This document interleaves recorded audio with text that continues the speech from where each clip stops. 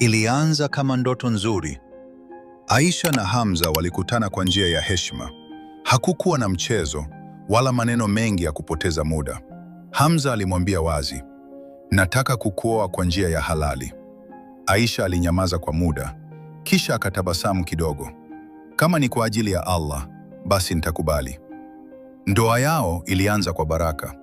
Walikuwa si matajiri, si maarufu, lakini walikuwa na kitu muhimu sana: utulivu. Kila jioni walikula pamoja, walicheka, walikumbushana kumkumbuka Allah. Aisha alikuwa mke mwema, Hamza alikuwa mume anayejitahidi. Lakini maisha ya dunia hayakai vile vile. Polepole hali ilianza kubadilika. Hamza alipata kazi mpya, lakini ilikuwa ngumu, masaa marefu, stress nyingi. Alianza kuchelewa kurudi nyumbani. Mwanzo, samahani, kazi imenichelewesha. Baadaye hakusema tena. Aisha alianza kuhisi mabadiliko. Nyumba ile iliyokuwa na kicheko ikaanza kuwa na ukimya. Alijaribu kuzungumza, kuelewa, kuvumilia, lakini kila alipojaribu, Hamza alikuwa mbali zaidi.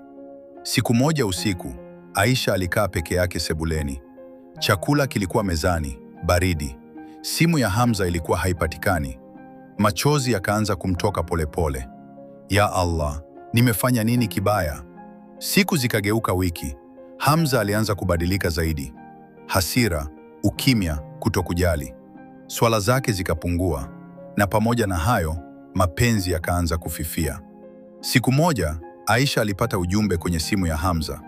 Hakuwa anatafuta, lakini ulikuwa wazi. Maneno yale yalivunja moyo wake.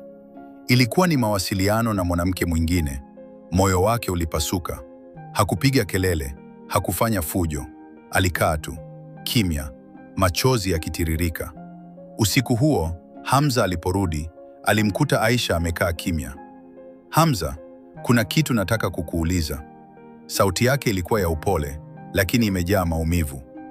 Umenichoka au umechoka na ndoa hii? Kimya. Hamza hakujibu mara moja. Kisha akasema kwa sauti ya chini, sijui. Neno hilo moja lilimvunja Aisha kabisa. Siku chache baadaye, Aisha aliamua kitu kigumu sana. Alisimama mbele ya Hamza, macho yake yakiwa yamejaa machozi, lakini pia utulivu. Kama moyo wako haupo hapa tena, sitakushikilia. Hamza alimtazama, kimya. Ndoa si maneno tu, ni amana mbele ya Allah. Alinyamaza kidogo. Na mimi siwezi kuishi mahali ambapo sipendwi. Talaka ilitokea, kimya kimya, bila kelele, bila drama, lakini kwa maumivu makubwa sana. Miezi ilipita, Aisha alirudi kwa wazazi wake. Usiku mmoja, alisimama kuswali, machozi yakimtoka. Ya Allah, nilijitahidi, lakini haikutosha.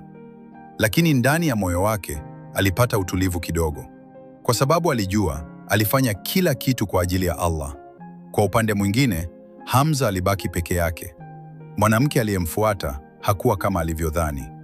Maisha yake yakaanza kuvurugika zaidi. Na ndipo alianza kutambua kile alichokipoteza. Siku moja alisimama peke yake chumbani. Akakumbuka tabasamu la Aisha, subira yake, dua zake. Machozi yakamtoka. Nilikuwa na neema, lakini sikuiona. Lakini safari hii ilikuwa imechelewa. Katika Uislamu, ndoa ni amana, si mchezo. Mapenzi yanahitaji juhudi, subira na kumkumbuka Allah. Usipuuze mtu anayekujali kwa dhati. Usivunje moyo wa mtu anayekupenda kwa ajili ya Allah. Linda ndoa yako kabla haijachelewa. Kwa Islamic reminders kama hizi, usisahau kusubscribe, kucomment na kushare video hii.